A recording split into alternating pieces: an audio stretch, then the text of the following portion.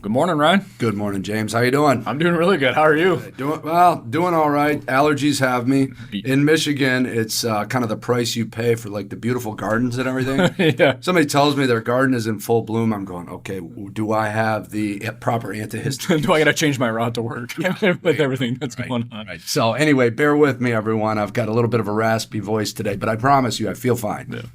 Well, hey, looking back at May 2023, kind of just marching along. It's amazing. It's truly amazing that we're all the way through month of May. It seems like the year just begun. I know, right? So, So if we look at how the markets were in May, kind of looking at the S&P, maybe like the aggregate bond, how did those end up? So I will say that I think we're in this zone where we've always hit the S&P 500. Mm-hmm. One of the things that you're seeing, though, are the different styles of investments, the different stock indices that we can study, kind of create some depth and some width between them.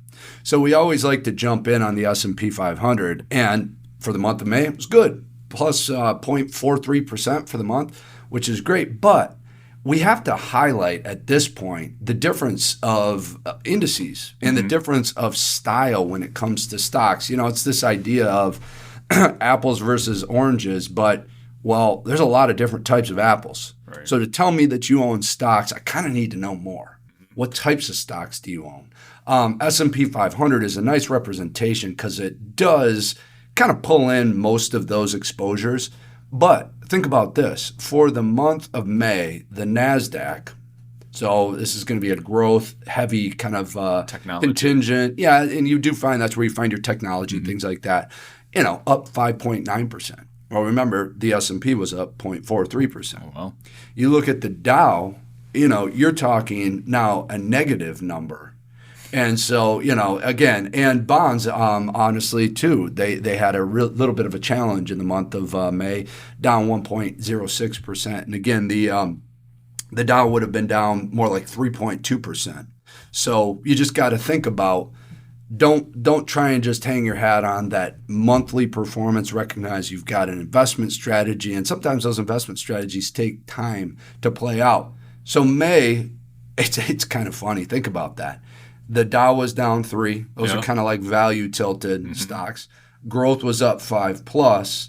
So then you kind of look at the middle point. It's like the S&P up 0.43. So right. Again, that's why we highlight it for you. Yeah. So all in all, constructive month. Yeah, and that's actually why we construct the portfolios the way that we do. Yeah. Right. When you're looking at that diversification, and you kind of brought out that difference between the growth and the value stocks and how it had performed. Yep. But kind of even moving beyond just the earnings, or excuse me, the results, the returns, looking at the earnings. Do you want to take a minute to build that out a little bit? I mean, growth versus value. Right. So one of the things you've got to recognize is that stocks play off interest rates as well. Mm-hmm. So, as it's anticipated right now, if you look at what the market's pricing in, it's pricing in that the Fed's going to cut rates, I think, 3 times if you look at like Fed funds futures. Mm-hmm. So one of the things that you're going to find are growth stocks work a lot better when rates are lower.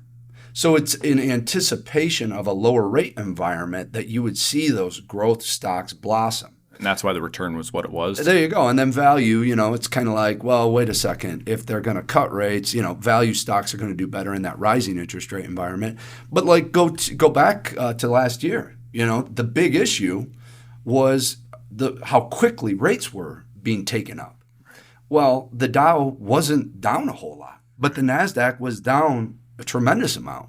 So, it's interesting to see kind of that interconnectedness of what rates can do across the capital market complex. Mm-hmm. And it's our job to understand that and be able to explain it. Simplicity is the best sophistication. Right. Yeah.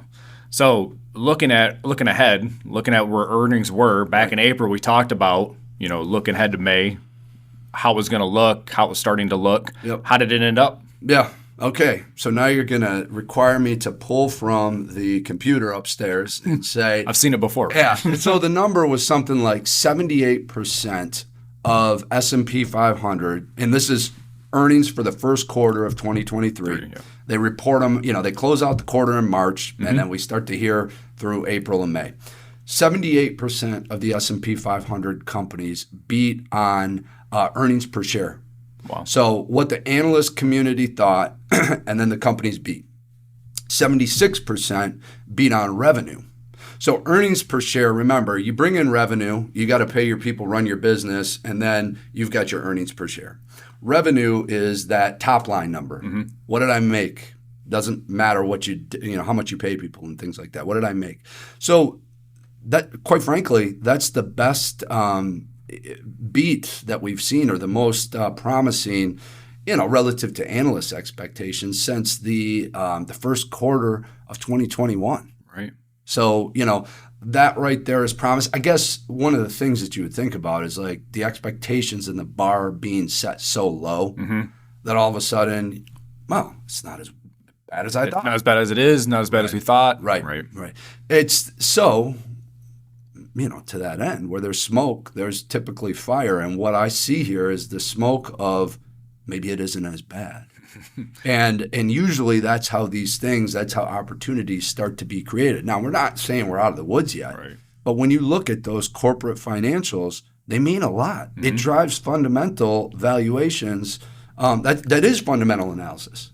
And if you go back to when we kind of talked about the great financial sense kind of evaluation of what we thought was going to happen in 2023, at the time when we talked about that, it wasn't as bad as we thought it was going to be. Yeah. And now we're kind of starting to see it maybe like percolate a little bit. Yeah. Well, and again, I've never met a rich pessimist. You kind of got to be optimistic in this game. But again, it's one of those things where you want to protect yourself from worst case scenario, but you also have to be open to, being positive, being constructive. It's like the Bruce Lee saying, you've got to be like water. You have to be able to move and adapt. And so, again, it's one of those mile markers along the way where we can, make some assumptions on.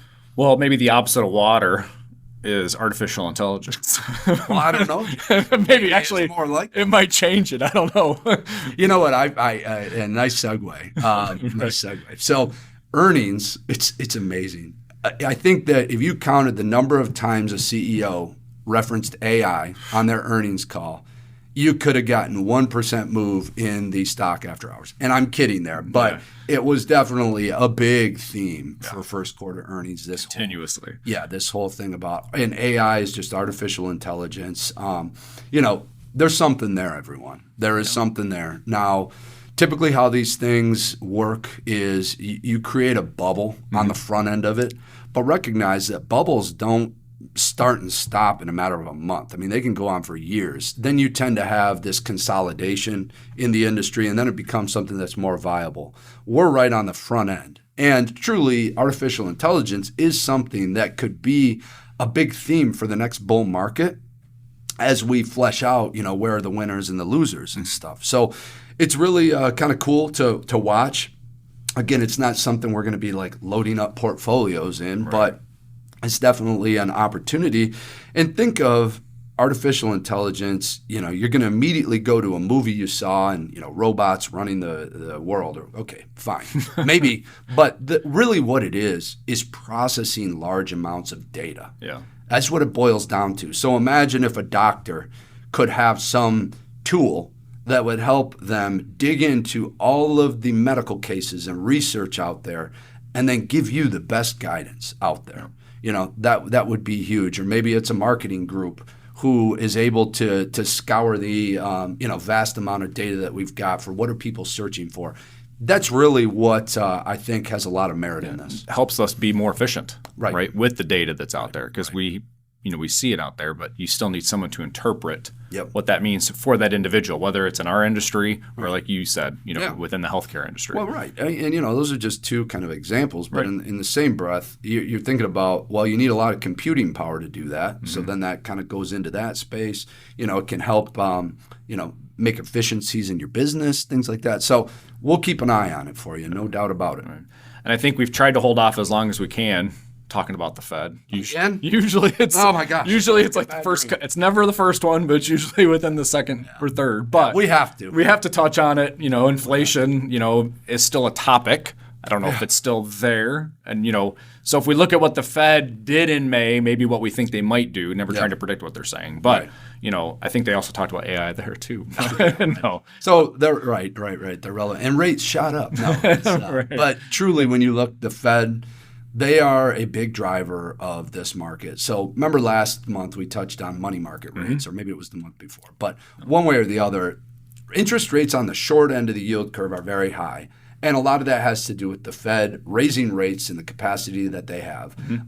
That's creating this environment where there is an alternative. You really don't have to go pursue and chase anything in this environment when money markets are paying you what they are. A lot of that is built out from the Fed. So not only does Fed policy bleed into, what are stocks doing or what aren't they doing, but it also our savings, things like that. That's why it's so relevant. That's why they're so relevant. So the Fed, we did see another 0.25% interest rate increase. The Fed funds rate, so it's the shortest dot on the yield curve, if you will. That makes, again, just an astonishing interest rate increase, 500 plus basis points in a very short period of time. And what they're doing is trying to put drag on the economy. Don't let that economy run away where the price of eggs, all of a sudden, it's $20 a carton. Maybe it already was. I don't know. My wife does the shopping. But one way or the other, it's to try and rein in the economic growth so that those prices don't run away. That's what they're doing when they say price stability. So, okay, probably the most anticipated interest rate increase, and they did just that. Yeah. So that's why it wasn't a surprise to the market. And the market actually, usually would go, oh my gosh, you raised rates again. That's concerning. We didn't see that at all. We actually saw the market really hook up and run a bit on the heels of the presser, the Fed presser that goes along with the interest rate increase. And it's because the interest rate increase was so widely anticipated. They did just that. And then you get into the press conference, which you have to hang on Jerome Powell's every word at this point, right? Yeah. So one of the things that he did say is that we're probably closer to the end of the tightening cycle than the beginning, almost verbatim. Yeah. And the market really liked that. The Fed is kind of switching to what they're calling data dependence. So we're not going to just have any preconceived notion that we have to raise rates more. We're going to now see how the data comes in. Very different from 18 months ago. Trying to stay in front of it, change things before they knew what exactly was going on. Correct. So again, it just speaks to how important the Fed is in this environment. And guess what? We'll hear more next month. Yeah. So as we kind of shift gears and maybe look at some of not necessarily specific headlines, but talking about portfolios, interest rates, things that are going on in the world and the economy, you and I always kind of talk or use the analogy about jerking the wheel. Yeah. Right. We don't always see something coming, so you turn, or you hear something, I'm going to go this way. Well, when you're looking at portfolios, why can't you drive like that? Yeah. Well, you and I both know that's dangerous. Right. Whether you're truly driving or you're just using it to kind of think about your portfolio. This idea of jerking the wheel and reacting to a headline, reacting to some data point, reacting to what the neighbor said. Right. What's on a billboard. Right. Because, well, there you go. Right. What's on a billboard, what's being marketed to you as a sure win. Yeah. It's a sure win. Recognize that market cycles, they take time to play out. But when you look at the probabilities and statistics, the odds are in your favor with a really well-defined portfolio strategy, meat and potatoes investment approach. Your goal is to keep costs low. And so to think that there's this silver bullet out there, we would have brought it to you. Trust me. Right. Probably somebody's trying to make some good money. And usually when you're looking at these products, if we're talking about like an annuity or something, they're going to try to sell to the emotion of fear. Yeah. Right? They don't have many opportunities to do that. So you have this blitz when things are very concerning in the market, and that's their time to make hay. Because, maybe it's 20% of the time someone's willing to listen. 80% of the time our clients are very, well suited with what we've got. Yeah. When something happens, we know because we're trying to build a portfolio, design it to absorb what's going on, right? Yeah. But if you're jerking the wheel, you're looking for that exit. Oh, the annuity's the answer, right? Or whatever that other product might be. Right. So. Exactly.